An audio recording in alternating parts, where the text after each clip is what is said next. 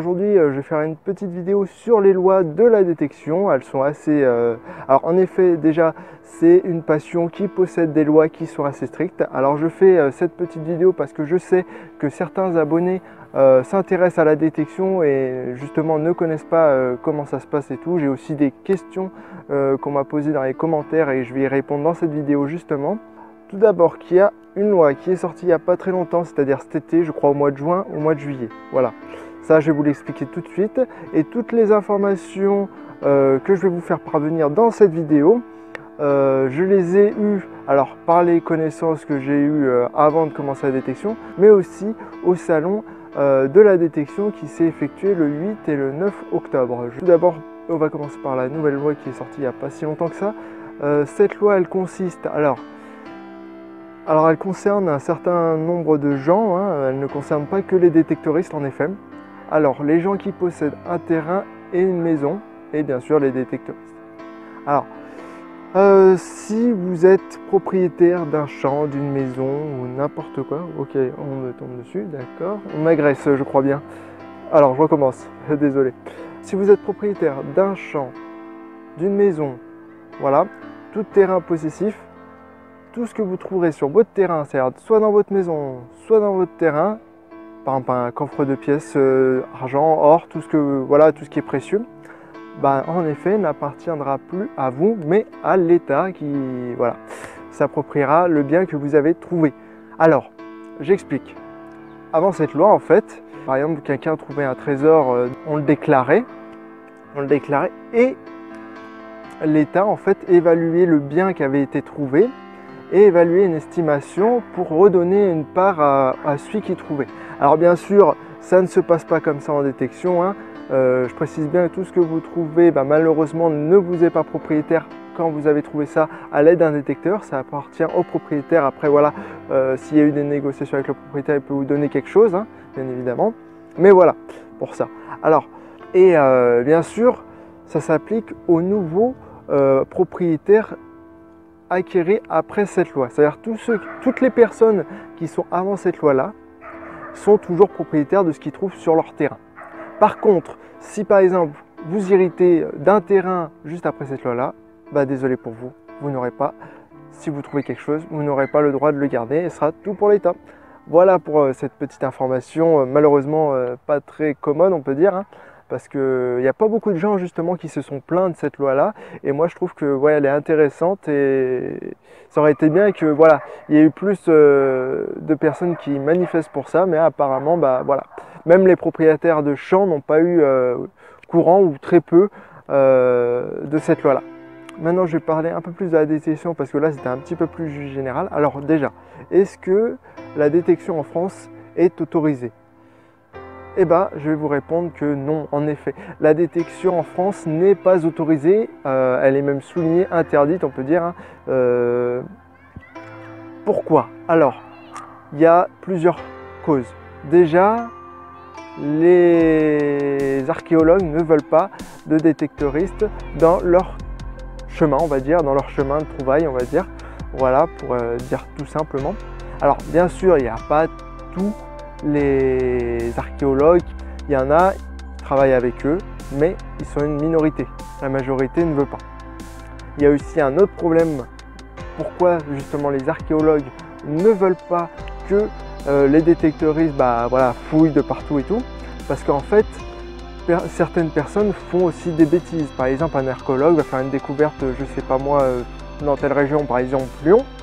Le détecteuriste va s'empresser de voir, il a appris ça, telle nouvelle, qu'il y avait une fouille archéologique, on a trouvé des pièces d'or et tout, et il y a une personne malheureusement qui va essayer de fouiller avec un détecteur et va détruire tout ce que l'ont fait les archéologues, les couches, les poteries, tout, j'en sais rien moi, mais bon, voilà. Ce qui est assez difficile pour un archéologue parce que faire une trouvaille et après le lendemain de se retrouver et voir que tout a été détruit, je peux vous dire que c'est dur à apprendre de savoir que votre travail a été détruit juste après.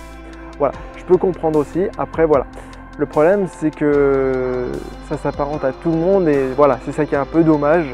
Le seul pays qui s'en tire à peu près bien, parce qu'il n'y a pas que la France, hein, je précise, mais le seul pays qui s'en tire à peu près bien, c'est l'Angleterre. En effet, elle a su gérer ce problème, on peut dire, de détection. Elle a su bien le gérer. Voilà. Alors, pour dire que la détection est interdite, qu'est-ce que vous encourez si vous êtes... Alors, pour éviter tout problème, justement, d'interdiction, tout ça, voilà, tous ces petits problèmes, il y a plein de choses. On peut faire de la détection. On n'a normalement pas le droit en France, mais vous pouvez. Alors, c'est assez compliqué à expliquer, vous pouvez vous y perdre des fois quand j'explique. La détection est interdite en France, vous allez rigoler, mais elle est aussi autorisée.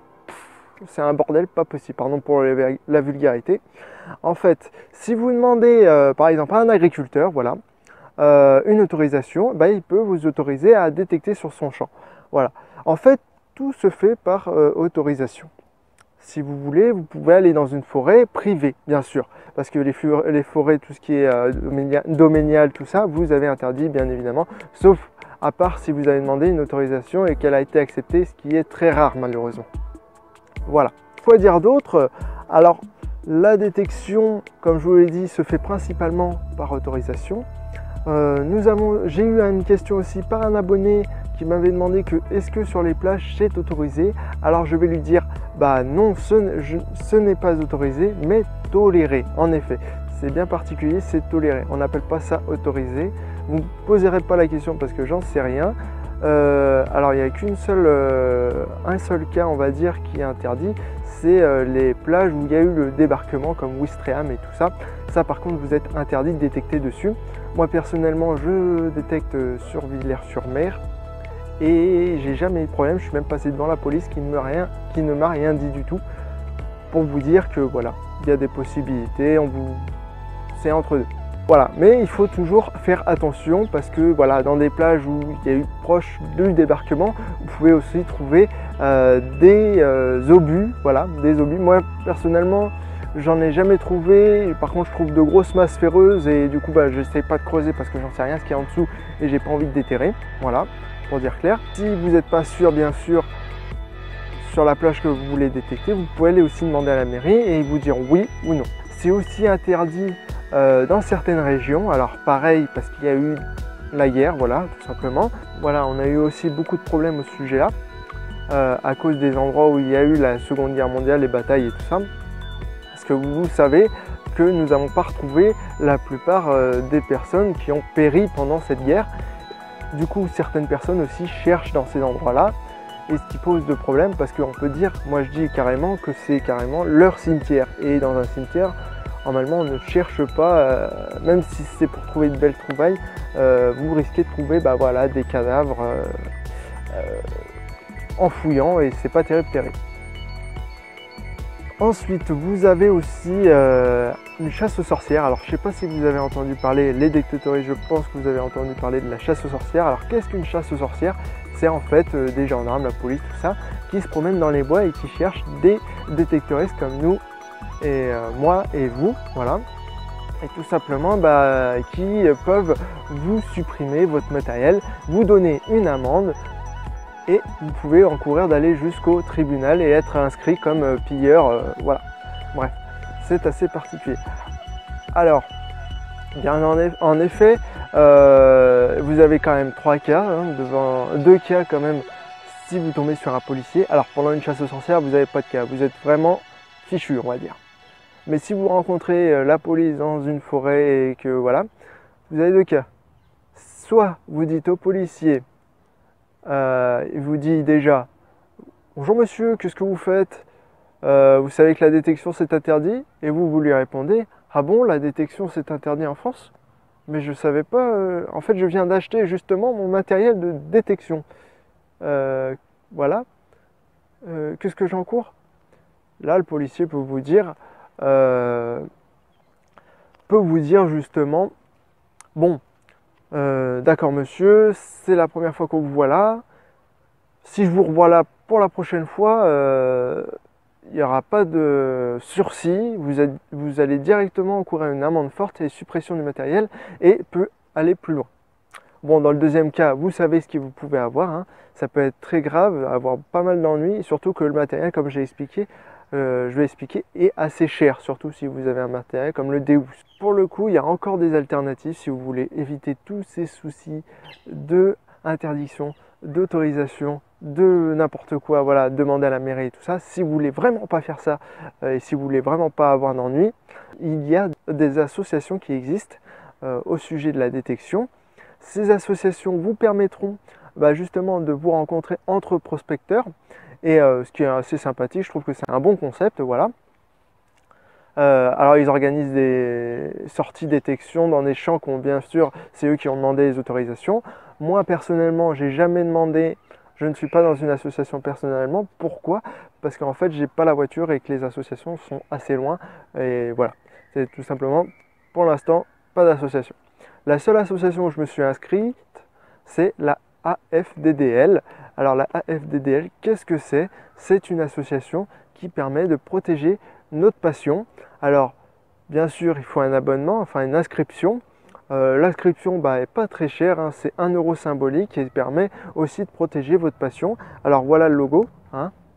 Voilà, si vous voulez voir plus précisément, vous tapez AFDDL, c'est tout simple.